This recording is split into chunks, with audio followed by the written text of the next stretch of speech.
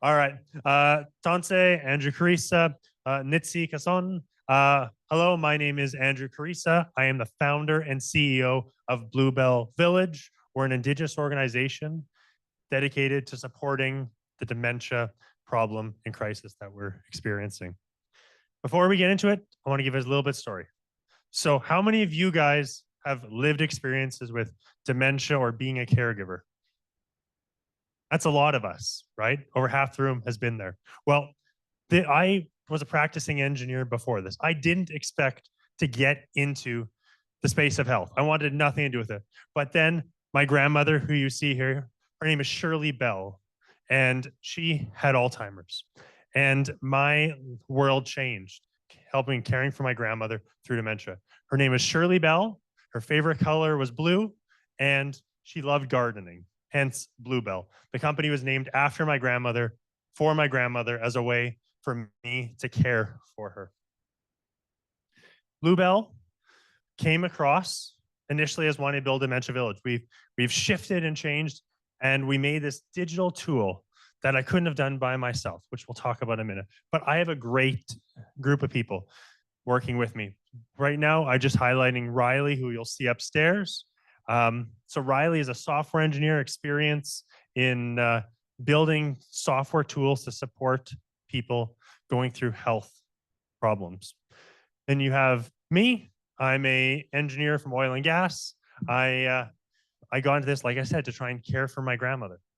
And then additionally, I'm wrapping up my doctorate right now, and I study Indigenous entrepreneurship in the health sector and increasing entrepreneurial participation for my Indigenous colleagues. So Riley and I both come at this in two different ways, and we both see the need, see the value, and we created blueBell as a way to support our loved ones.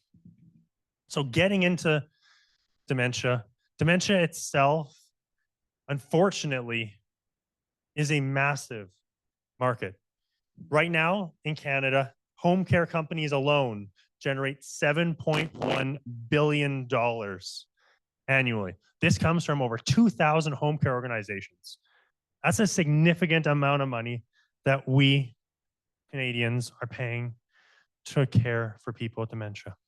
Dementia, like we saw in the room here, majority of people have lived experience with it. 650,000 people right now in Canada have it.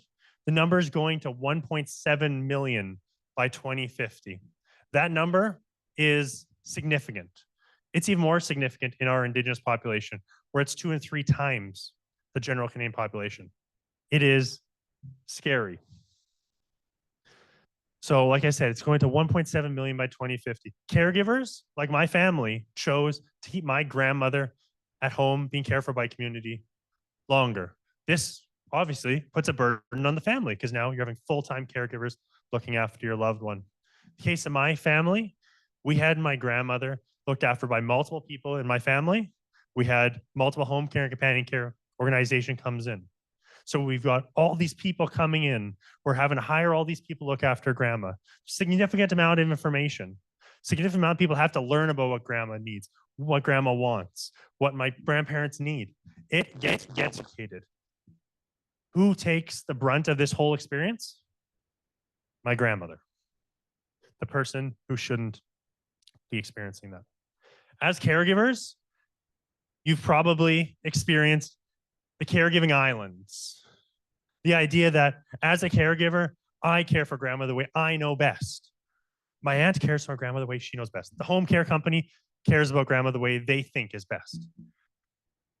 Everybody does it the way they think best, but nobody is really communicating. We're not building off of our collective knowledge. We're not trying to build and learn and adapt based on what other people are learning on. When you ask questions from my aunt to the physician, what happened when this care provider was looking after them? What happened before that? I don't know. I only know what I know. What does this cause? It causes the lack of ability for informed, evidence-based medical supports. So we have the Caregiving Bridge, which is our tool, blueBell Connect, which ensures that all caregivers are unified. There is a central network, so it doesn't matter if it's a home care company, companion care company, my family, my wife, me, my aunt, doesn't matter who. We all are aware of what everybody else is doing. and we're able to work together for what my grandmother needs. So that leads us into our solution. So we have blueBell Connect, which is our patent pending technology that we designed to do really two simple things. Firstly, ensure that the information, no matter who is caring for your loved one, is tracked.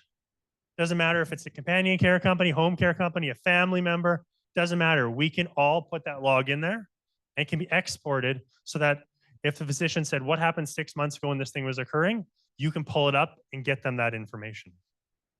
Additionally, we provide personalized recommendations and supports. It's 3 o'clock in the morning, something's going on. I don't have time to try and figure out how to care for grandma. I call a companion home care company, hey, can you help me with this thing? They will do what's clinically right, but they may not know what grandma really needs.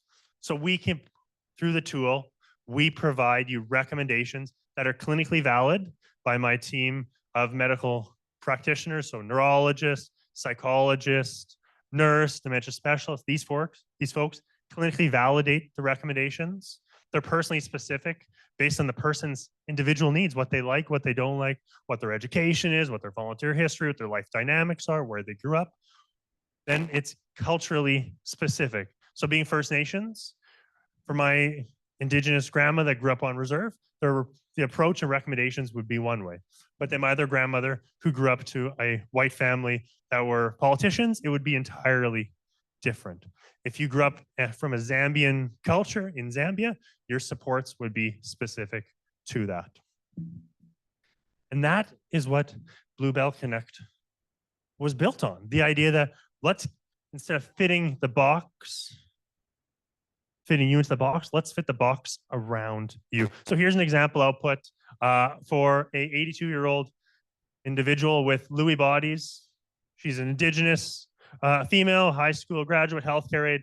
This is some of the supports that it can provide. So if you're not necessarily aware of Indigenous culture, you may not necessarily know the nuance and the importance of some of these things, but they're really, really important. And if we're having somebody go in and care for them, they should be aware of this rather than say, we're going to apply what we think is right. Let's approach them where they are, how they need it. Our business operates on a service as a subscription as a service business model where we generate revenue based on subscriptions. Whether it's home care companies, companion care companies, or families, they sign up for a monthly rate to be able to use it to support their specific care needs. Our ask today is 3 things. They all kind of roll up under the same umbrella. If you're a caregiver and you think blueBell Connect can help support you, please reach out. We're glad to help and continue to make caregivers' lives easier. If you're part of a home or companion care company, reach out. Again, see if there's some way we can support you. They are tirelessly working to support our loved ones. And we always look for more dilutive and non-dilutive funding options. So if there's stuff available or you want to come partner in with us, please let us know. We exist to try and bring inclusive care supports to caregivers inside dementia and out. And before I close, I just want to acknowledge some of the wonderful partners that we've had the opportunity to work with over the handful of years. You may recognize some of these names and entities domestically and abroad. So I just want to acknowledge and thank these wonderful folks that have come alongside and supported us. And if you guys want to reach out, here's my contact information. The QR code goes up to, it was either the newsletter or the Connect sign up. I did it last night. I can't remember which now. I think it goes to the Connect sign up. But if you want to connect with me, feel free. I'm on LinkedIn way too often if you ask my wife. So feel free to reach out. I will be glad to connect with anyone. Thank you all for your time.